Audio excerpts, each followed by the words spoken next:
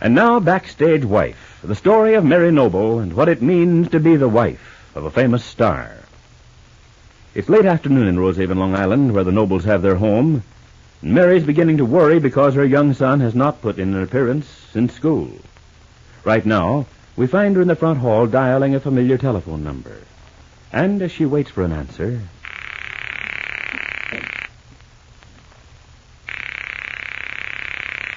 Oh, I hope she's home.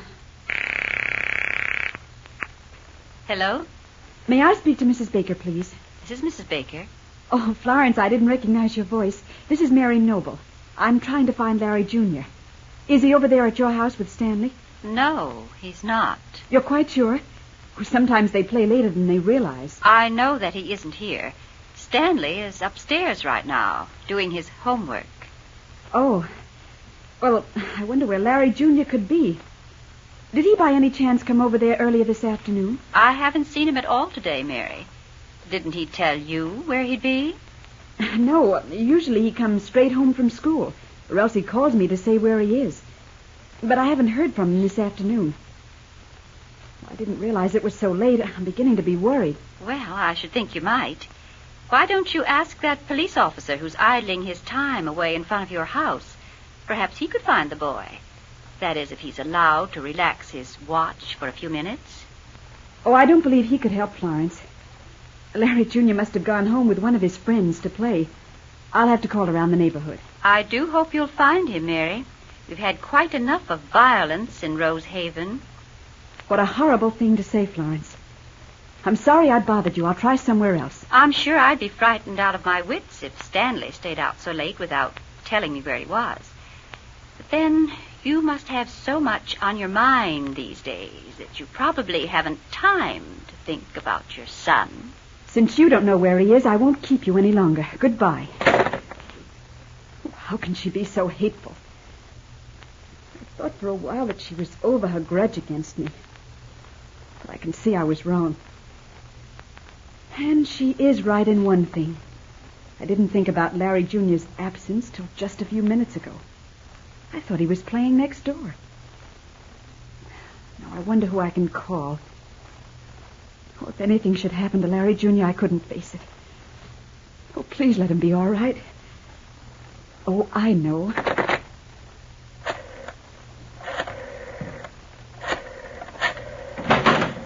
Larry Jr., where in the world have you been? I've been so worried about you.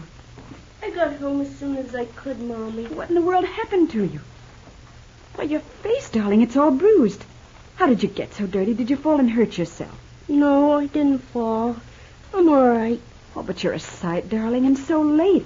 Are you sure you aren't hurt? I'm not hurt. You'd better let me come upstairs with you and wash your face properly and put something on those bruises. I'm all right.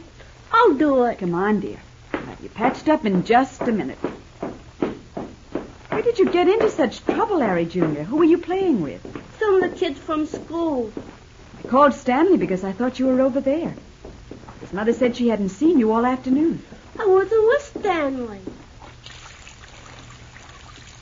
Here now. Let's get the water just right so it won't hurt. You'll have to let me wash that face. I'll be just as careful as I can. It don't hurt much. Doesn't. Doesn't. Now hold your head still. That's it. Oh, Larry Jr., that's a bad bruise on your cheek. You must have fallen very hard. I didn't fall. Let me put some antiseptic on it. Ow. Oh, I know it stings, darling, but only for a minute. Oh, now then. I want you to tell me where you were and what happened to you. Well, one of the kids at school said that the policeman outside was going to arrest my daddy and put him in jail because he killed a man. Oh, no. How could anyone say such a thing? When he said that his family told him so. And he said that they'd keep my daddy in jail and he wouldn't ever get out. And I told him that he was lying. And he kept right on saying that they was going to arrest my daddy. And then I punched him on the nose. And then he hit me, and I punched him again. And I hit him harder than he hit me anyhow. Only I was afraid to come home because I thought that you'd be mad. Oh, poor darling, I'm sorry you got into a fight. That's never a good way to settle anything. I've told you that so often. Well, he can't say that they're going to arrest my daddy. And I don't care if I did get in a fight. Nobody can say that about my daddy. Oh, I know how you feel, darling, but it won't help to fight. You just have to learn to ignore people when they say horrid things. Here, now, let me see. That looks a little better. Oh, my angel, don't let people make you lose your temper. You just come home and tell me when someone says something unkind. You and I must stick together. Mustn't we, darling? Yes, Mommy. Only they better not say that about my daddy. It's a big lie. Isn't it? They won't arrest Daddy.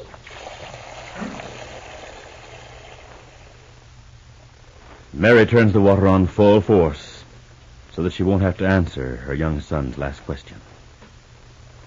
And a short time later, as Larry enters his dressing room backstage at the Hamilton Theater just off Broadway in New York, he finds Claudia Vincent waiting for him inside. And we hear... Claudia, in heaven's name, what are you doing here? You want to scare the wits out of me? No, Larry, but I do want to talk to you. All right. Only you might have given me a little warning. My nerves aren't any too good these days. And I thought my dressing room would be empty. I've been waiting for more than half an hour, Larry. I wanted to be sure to see you the first thing. Fine. Only you could have left word with Pop at the stage door. I don't want to have anyone else mixed up in our affairs. There are far too many others as it is. Yes, I agree with that, Claudia. But what is it you want to tell me this time? Larry, I've had the most ghastly experience. Oh, haven't we all? Well, I mean just recently. You know that I haven't dared to put my head out of my hotel room for days, particularly since I know that loathsome officer is waiting down in the lobby. They're being very liberal with their police guards, it seems to me. Well, someone knocked at the door, and I asked who it was, and a voice said telegram. And when I opened the door, it was Victor, Rupert Barlow's chauffeur. The devil, you say?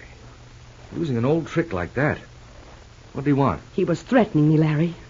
Oh, he's furious, of course, because I told the police he was on the scene the night that Oliver Wilson was killed.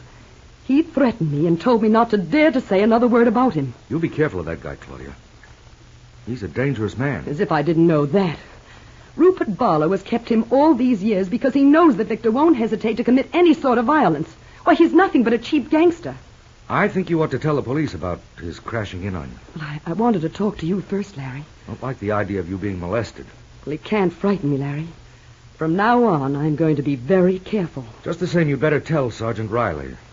Larry, I've been thinking it over, and, well, I have the perfect answer to all our troubles. What is it, Claudia? We'll prove that Victor killed Oliver Wilson. I don't follow your reasoning. Well, it's perfectly simple. He's a horrible person. I feel sure that he has some kind of police record. Well, it wouldn't take much for the authorities to pull him in on a charge of murder. I guess he'll be questioned like all the rest of us. Probably has been already. But I still don't see Listen. The night of the murder, I was changing my clothes in my dressing room.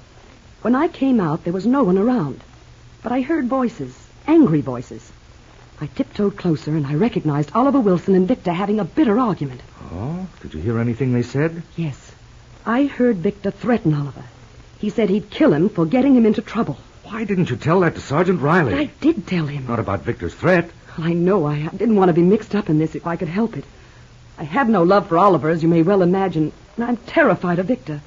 Well, I left them and went back to my dressing room. You were all alone there? Yes, but I'm not going to tell them that. I want you to say that you were with me, Larry. But I wasn't. You know I wasn't, Claudia. But you can say you were. Who's to prove anything different? Don't you see, darling? It will protect you from any danger, and it'll protect me, too.